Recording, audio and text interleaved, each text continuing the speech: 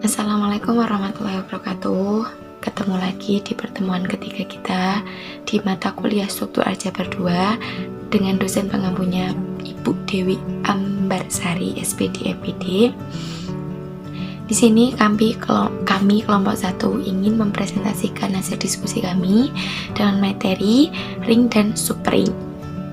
Sebelum ke materi, alangkah baiknya kita mengetahui anggota kelompok 1 ini. Yang pertama ada saya sendiri dengan NIM akhirnya 001, dan yang kedua ada Mazahis Matul Matna dengan NIM akhir 002, dan yang ketiga ada Ahmad Asrofi NIM akhir 004, dan yang terakhir ada Erni Riswanti dengan NIM akhir 005. Langsung saja kita ke materinya. Di sini kami akan membahas dua materi, yaitu yang pertama ada ring. Di sini ring itu akan membahas tentang definisi, macam-macam, dan karakteristik. Dan yang kedua itu ada materi subring. Sama, di sini juga akan membahas tentang definisi, macam-macam, dan karakteristik. Oke, langsung saja kita ke materinya, yaitu yang pertama itu ada definisi. Definisi yang pertama tentang ring yaitu, misalkan R tidak sama dengan himpunan kosong yang dilengkapi dengan dua buah operasi. Itu yang pertama ada itu kan disitu operasi lingkaran atau operasi bulat, kita bisa ubahnya dengan operasi penjumlahan. Jadi ada dua operasi, yaitu operasi penjumlahan dan operasi perkalian. Selanjutnya kita dapat dituliskan dengan R penjumlahan dan perkalian. Maka struktur aljabarnya itu R penjumlahan dan perkalian. Dinamakan ring apabila memenuhi 3 syarat. Yang pertama yaitu ada R penjumlahan, itu membentuk suatu struktur grup abelian, dan yang kedua itu R perkalian, itu membentuk struktur semigrup, dan yang terakhir adalah memenuhi sifat distributif kanan, yaitu setiap anggota A, B, C elemen R, A dikali B ditambah C sama dengan A dikali B ditambah A dikali C, dan A ditambah B dikali C sama dengan A ditambah B dikali A dikali C. Lebih seperti itu untuk definisinya. Oke, yang kedua kita lanjut ke langsung aja ke contoh. Oke, lanjut ke contoh ya, kita langsung aja ke contoh. Di sini ada pertanyaan, diketahui Z5 adalah himpunan bilangan bulat modulo 5. Z itu adalah lambang dari bilangan bulat. Jadi untuk 5-nya itu modulo 5. Didefinisikan operasi penjumlahan adalah operasi penjumlahan pada bilangan bulat modulo 5. Dan operasi X adalah operasi perkalian pada bilangan bulat modulo 5, atau bisa dituliskan dengan Z5, penjumlahan, perkalian. Apakah merupakan ring? Oke, kita di sini akan membuktikannya.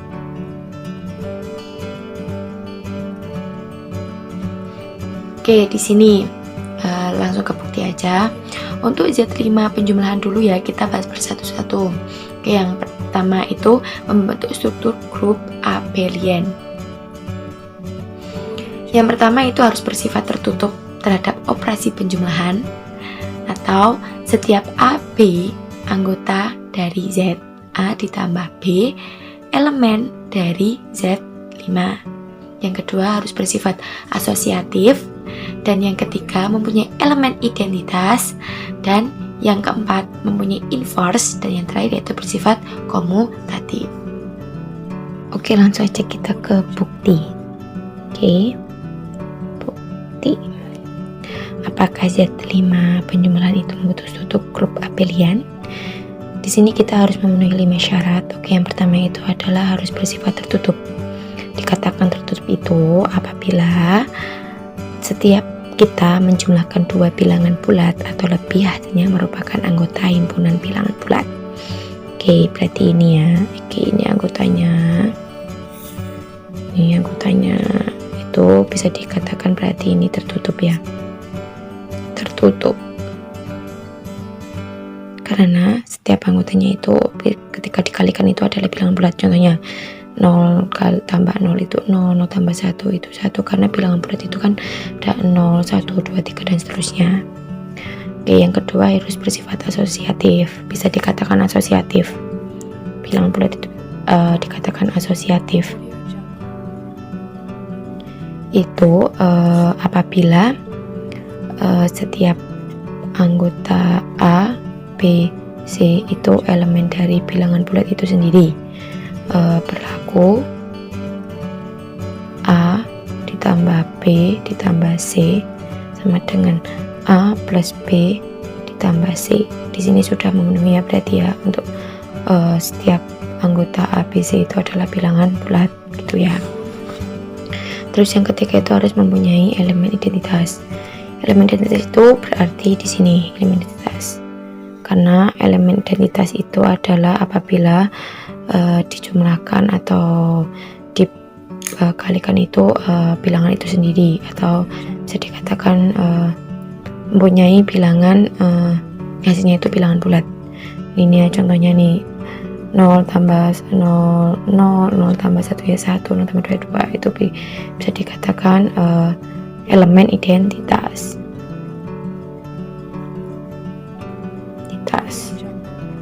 Oke, yang ketiga itu harus mempunyai inverse. Kita ambil dari elemen identitas ini, inverse itu mencari di mana letak nolnya. Oke, yang pertama itu ada di 0 itu ada di kolom pertama baris pertama, terus ada di kolom ke-5 baris kedua, ada kolom ke-3 baris ketiga, ada kolom ke-3 baris ketiga, baris ketiga ya, dan terakhir itu ada di kolom ke-2 baris ke-5. Jadi bisa ditulis inverse-nya, yaitu inverse dari 0 itu ya 0, inverse dari 1 itu ada di 4 ya. Terus yang kedua itu inverse dari 2-nya itu ada di mana? Di nomor 3. Dan inverse ketiga itu 2, dan yang terakhir adalah inverse keempat itu adalah 1. Berarti ini memenuhi ya syarat untuk yang keempat ini. Dan yang terakhir adalah sifat komutatif, atau bisa dilihat dari pencerminannya. Oke, di sini kita langsung saja. Sifat asosiatif itu adalah sifat pencerminannya. Jadi ini bisa dikatakan asosiatif itu 1 1, 2 2 2, 3 ya 3 3, 4 4 4 4 4, terus 0 0 0, 1 1 1 dan 2 2 dan ini 3. Ini berarti ini bisa dikatakan komutatif. Itu dilihat dari pencerminannya. Oke, mungkin cukup ini ya untuk berarti karena ini Z5 penjumlahan ini memenuhi 5 syarat, berarti Z5 penjumlahan itu memang membentuk struktur grup abelian. Oke, ini pembuktian yang kedua, bukti yang kedua ya, bukti dari Z5 perkalian itu apakah membentuk struktur semigroup. Langsung saja, Z5 ini anggotanya tadi udah di penjumlahan itu emang ada 0, 1, 2 dan 3, 4. Untuk perkalian itu seperti ini, X 0, 1, 2, 3, 4, 0, 1, 2, 3, 4. Di baris pertama itu ada 0, 0, 0, 0, dan yang kedua ada 0, 1, 2, 3, 4, dan yang ketiga ada 0, 2, 4, 1, 3, dan yang keempat ada 0, 3, 1, 4, 2, dan terakhir ada 0, 4, 3, 2, 1. Nah, bisa dikatakan itu struktur semigroup apabila bilangan itu tertutup. Nah, bisa dikatakan tertutup itu apabila setiap kita mengkalikan bilangan bulat, dua bilangan bulat atau lebih, hasilnya itu merupakan anggota bilangan bulat itu tersendiri, itu dinamakan tertutup. Sedangkan di sini itu perkalian dari 0 kali 0 adalah 0, 0 kali 0, 0 kali 1 adalah 0. Itu kan bilangan bulat itu kan ada 0, 1, 2, 3 dan seterusnya. Itu bisa dikatakan bilangan tertutup. Kalau seperti itu ya. Untuk yang kedua itu ada harus bersifat asosiatif. Nah, bisa dikatakan asosiatif itu ada apabila setiap anggota A, B, C itu elemen dari Z ya, yang berlaku A kali B kali C sama dengan dalam kurung A kali B kali C. Itu dikatakan asosiatif. Sedangkan di sini sudah memenuhi ya, untuk setiap anggota A, B, C itu adalah elemen dari bilangan bulat ya. Nah, lebih seperti itu ya, mungkin cukup untuk pembuktiannya. Oke, kan tadi udah pembuktiannya ke yang kedua. Jadi ini ada definisi yang kedua di ring, yaitu ring adalah himpunan G yang tidak kosong dan berlaku dua operasi biner, penjumlahan dan perkalian, yang memenuhi aksioma antara lain. Yang pertama yaitu bersifat tertutup terhadap penjumlahan. Tadi kan sudah tuh kita sudah membuktikan bahwasanya di penjumlahan itu untuk setiap ringnya itu tertutup. Terus yang kedua itu ada asosiatif terhadap penjumlahan, itu tadi udah. Terus terhadap elemen identitas itu terhadap penjumlahan, tadi udah dibuktikan juga. Terus yang keempat itu setiap elemen anggota G mempunyai elemen inverse terhadap operasi penjumlahan komutatif terhadap penjumlahan. Dan terakhir adalah tertutup terhadap operasi perkalian dan asosiatif terhadap operasi perkalian. Dan yang terakhir itu ada distributif perkalian terhadap penjumlahan. Oke, mungkin cukup itu dari penjelasan saya. Yang kedua akan dilanjutkan oleh Mbak Mazadah Mismato Magna dan yang 002.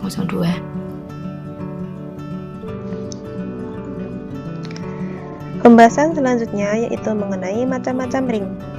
Yang pertama yaitu ada ring satuan.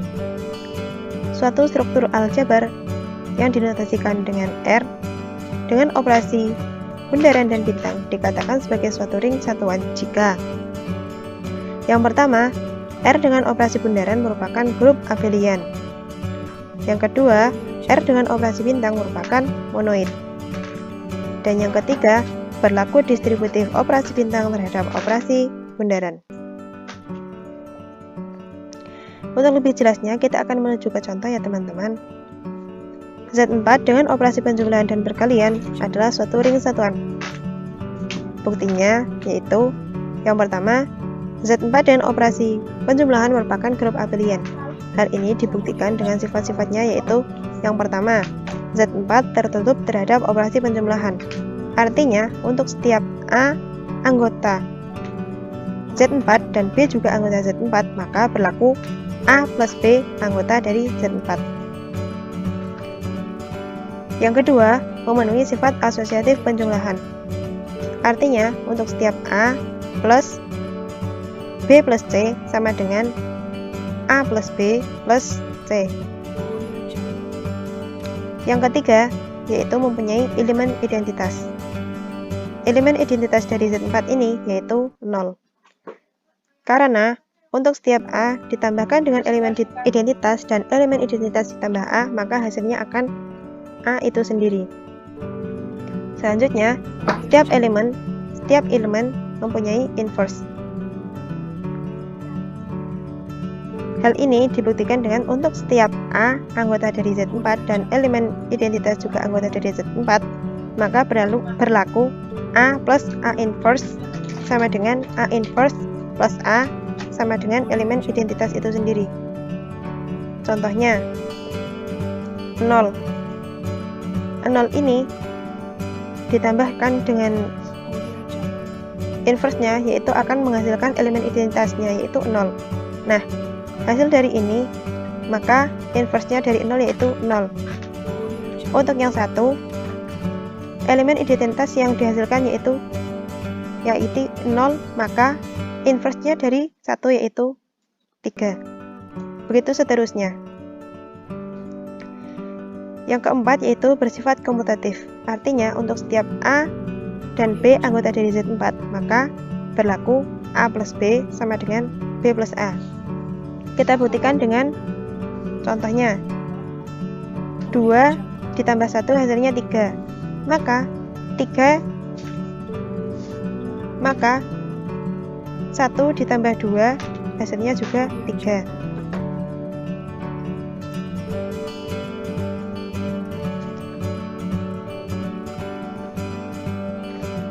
Nah, yang kedua yaitu Z4 dengan operasi perkalian merupakan suatu monoid. Hal ini dibuktikan karena sifat perkalian dari Z4 ini merupakan tertutup. Dan yang kedua memiliki sifat asosiatif. Kemudian yang ketiga mempunyai elemen identitas.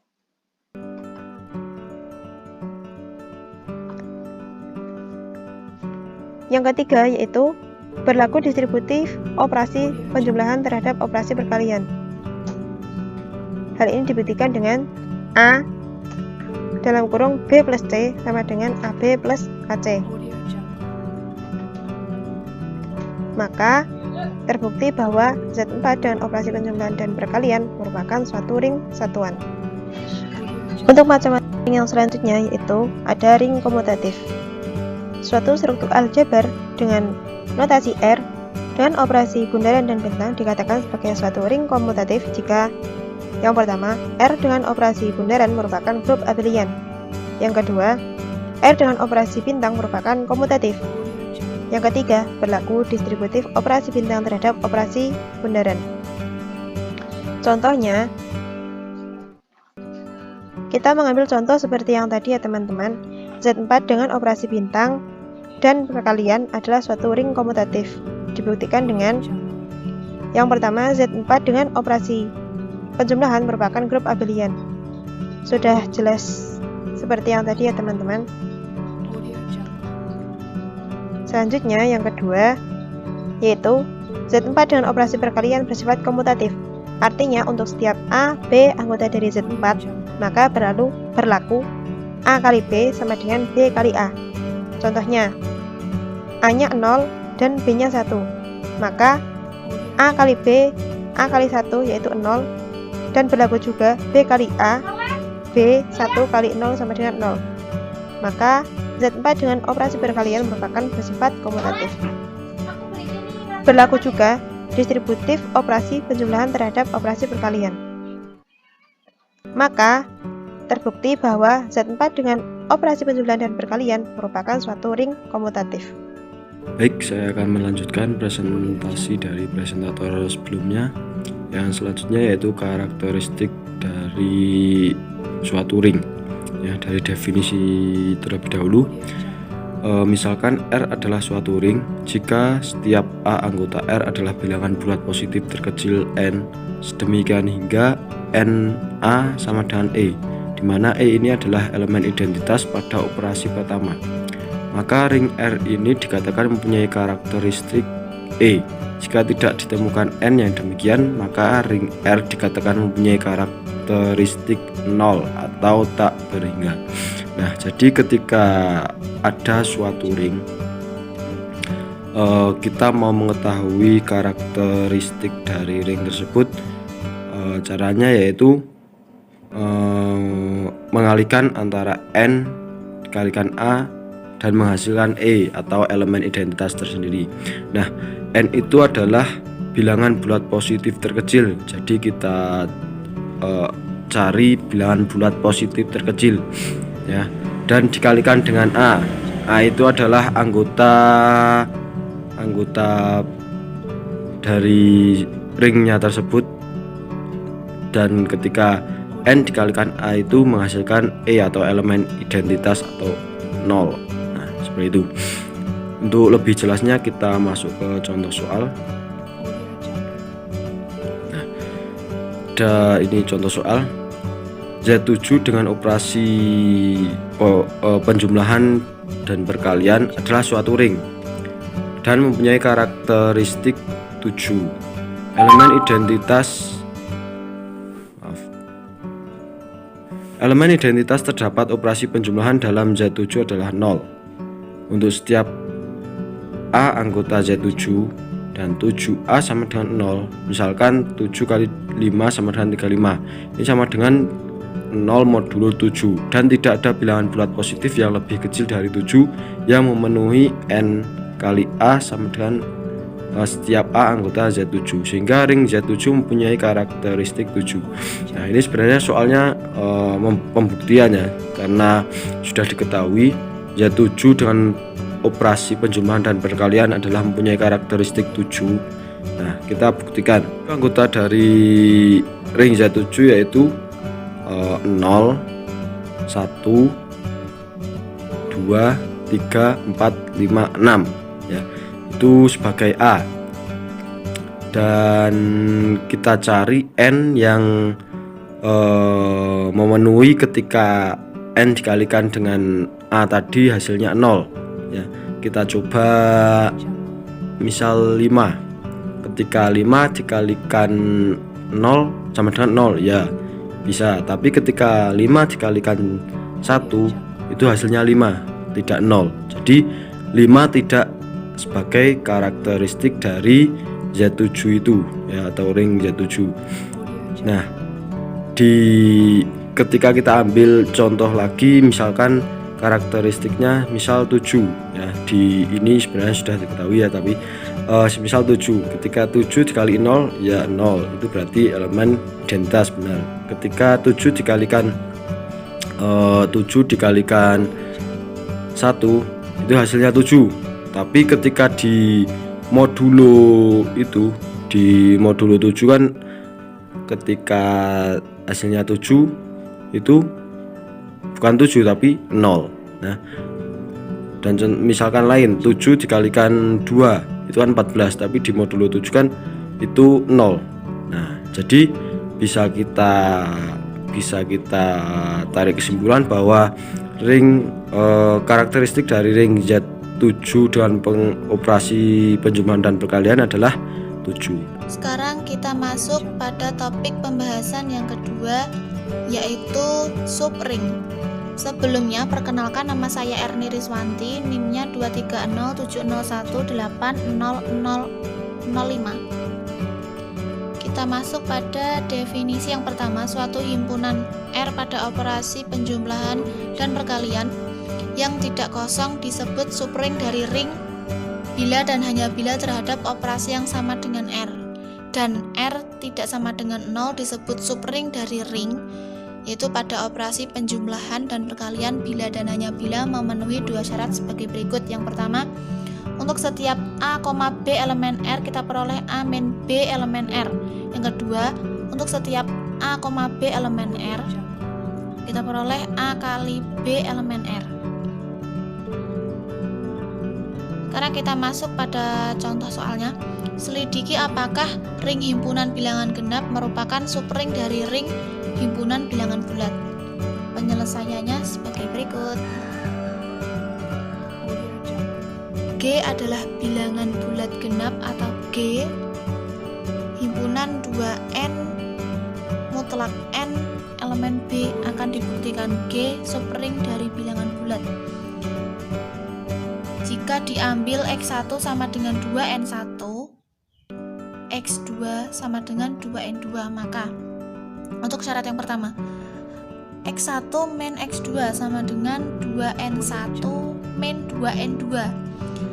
Jadi kita keluarkan duanya menjadi 2 kali N1 min N2 elemen dari G. Kita masuk pada syarat yang kedua, yaitu X1 kali X2 sama dengan 2N1 kali 2N2. Kita keluarkan lagi duanya menjadi 2 kali N1 kali N2 elemen G. Karena syarat 1 dan 2 terpenuhi, maka G subring dari B.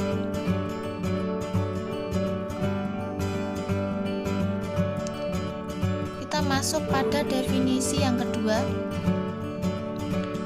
Misal R adalah suatu ring dan S adalah himpunan bagian dari R, dengan S tidak sama dengan himpunan kosong, maka S adalah subring dari ring R jika dengan operasi-operasi yang sama dengan R. Operasi yang sama itu yang saya jelaskan tadi, yaitu berupa penjumlahan dan juga perkalian, sehingga S membentuk struktur ring. Setiap himpunan adalah himpunan bagian dari dirinya sendiri apabila R adalah suatu ring, maka R adalah subring dari R.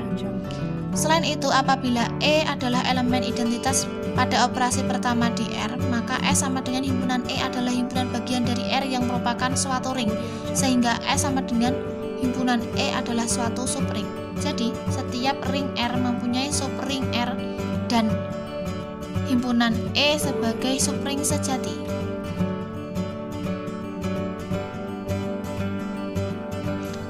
Sekarang kita masuk pada contohnya. Z adalah suatu ring dengan operasi penjumlahan dan perkalian bilangan bulat. Maka subring tak sejati dari Z adalah Z dan himpunan 0. Subring sejati dari Z adalah S sama dengan himpunan KA mutlak K tidak sama dengan 0 dan A elemen dari Z atau bilangan bulat. Contoh yang selanjutnya, jika diketahui T sama dengan himpunan P, H, R, dan S adalah ring dari operasi penjumlahan dan perkalian. Nah, ini adalah tabel dari operasi penjumlahan, dan yang ini adalah tabel pada operasi perkalian. Misal diambil himpunan bagian dari T, kita ambil P dan Q dengan operasi penjumlahan dan operasi perkalian yang didefinisikan sebagai berikut. Kita dapat amati bahwa S bersama-sama operasi penjumlahan dan perkalian adalah suatu ring, maka S adalah subring dari T. Kita masuk pada teorema. Misal R suatu ring dan S adalah himpunan bagian dari R, dan S tidak sama dengan himpunan kosong. S subring dari R jika dan hanya jika untuk setiap A, B elemen S berlaku. Yang pertama, AB inverse atau AB pangkat min 1 elemen S. Yang kedua, AB elemen S. Sebagai latihan, teman-teman bisa mengerjakan latihan soal yang sudah kami sediakan di PPT ataupun di makalah untuk menambah pemahaman materi mengenai ring dan juga subring. Sekian dari kelompok kami, apabila ada kesalahan kami mohon maaf yang sebesar-besarnya. Billahi taufik wal hidayah wal ridha wal inayah. Wassalamualaikum warahmatullahi wabarakatuh.